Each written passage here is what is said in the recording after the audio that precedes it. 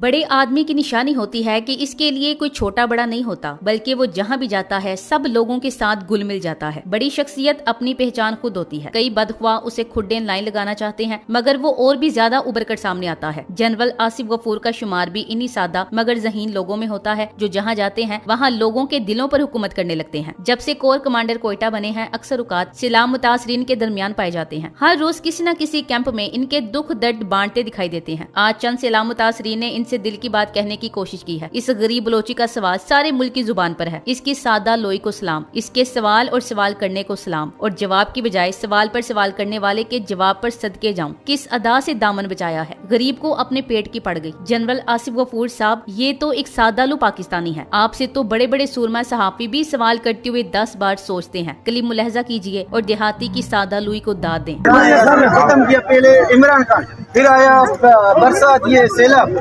पहले तो इमरान खान खत्म किया।